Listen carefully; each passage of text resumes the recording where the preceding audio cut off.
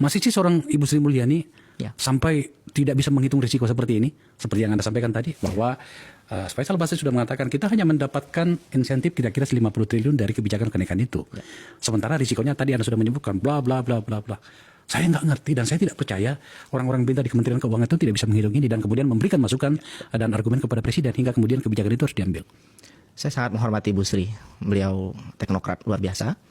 Pencapaiannya juga luar biasa, kita harus akui juga, Bang. Tapi ada teori sederhana itu experience paradox, Bang. Orang yang sudah lama dalam satu posisi tertentu cenderung akan mengambil jalan-jalan konvensional. Itu saja ya, Bang, yang ingin saya sampaikan ya. Ada kalanya sekarang ruang itu dibuka. Karena hari ini dorongan untuk keadilan pajak itu menjadi isu global, Bang. Jangan sampai kita justru mendorong kebijakan yang regresif. Karena saya melihat masih banyak celah lainnya, Bang. Contoh misalkan dari pajak kekayaannya, Bang. 2% pajak kekayaan. Setahun itu 81 triliun. Hanya dari 50 orang. Berapa? 81 triliun. Hanya dari 50 orang. Okay. 2% per tahun.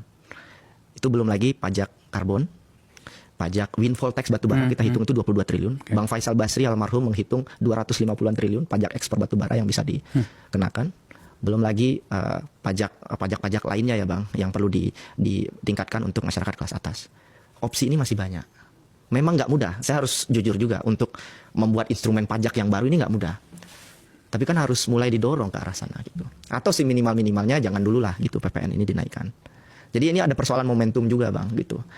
Mau libur Natal dan Tahun Baru. Jadi kekhawatiran sebagai masyarakat rasa-rasanya wajar, Bang. Kayaknya Anda ingin bertanya lebih dari itu. Coba saya bahasakan, benar nggak? Bahwa Anda ingin mengatakan gini, pemerintah begitu agresif dan cekatan menetapkan pajak yang risikonya adalah masyarakat kecil menengah, tetapi sangat gagap, ragu mengambil kebijakan untuk yang berhubungan dengan kelompok yang seperti yang kita bahas ini, orang-orang kaya itu. Seperti itu kan? Betul sekali. Karena secara politik, non-politik, dan proses administrasinya memang berat.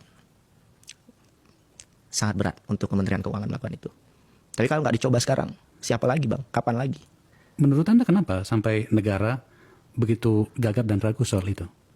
Mungkin Abang yang bisa lebih. Oke. Ada persoalan demokrasi politik yang sangat kompleks saya kira, Bang. Dan saya nggak memahami dengan detail ya soal itu. Tapi waktu berubah kan pendekatan juga berubah, Bang. Kita kembali ke pembukaan kita tadi. Kalau kemudian, saya yakin Anda sudah menghitungnya, kalau kemudian negara bertindak tegas dan terukur, menetapkan sebuah pajak yang memang layak dan wajar kepada kelompok orang-orang yang kaya dan sangat kaya itu, termasuk pada jenis-jenis pajak yang Anda sampaikan tadi, seharusnya kira-kira negara mendapatkan berapa, Mas Media? 220-an triliun per tahun. Dari pajak kekayaan, windfall tax batubara, pajak karbon, itu sekitar 220-an triliun. Itu ada di report kami di Selios. Dan itu besar sekali. Sekarang kan tadi Anda katakan cuma 81. Itu hanya untuk pajak kekayaan. Oke. Jadi kalau dimasukkan pajak windfall tax batubara, karena windfall tax batubara ini, saya dulu kerja di batubara, Bang. Oh, jadi tahu ya? Iya, jadi batubara ini kan ada windfallnya, Bang. Kalau mau narikin pajak ya hari ini, 10-20 tahun lagi ya jangan tarikin pajak, batubaranya udah habis. Di beberapa konsesi batubara yang saya pegang, waktu itu ya konsesinya hanya 15 tahun, 20 tahun. Jadi kalau mau narikin pajak ya hari ini. Tapi kan beberapa kebijakan kan royalti 0% untuk hilirisasi, smelter 0%. Pajak korporat, Bang, mau diturunkan lagi jadi 20%. Jadi rasa adilnya di mana? Belum lagi tax amnesty yang lolos prolegnas 2025. Tax amnesty itu di India sudah dikritik dan gagal karena berpihak pada pengemplang pajak. Orang yang ngemplang pajak suruh pulang, kasih karpet merah, klaimkan harta kalian. Sementara kita yang kelas menengah bawah ini dikejar petugas pajak, kita bayar pajak setiap detik, setiap waktu lewat pajak konsumsi dan setiap bulan lewat pajak penghasilan. Rasa adilnya di mana? Itu, Bang, mungkin pesan saya untuk pemerintah dan DPR. Keadilannya di mana? Ya. Oke. Saya harus terdiam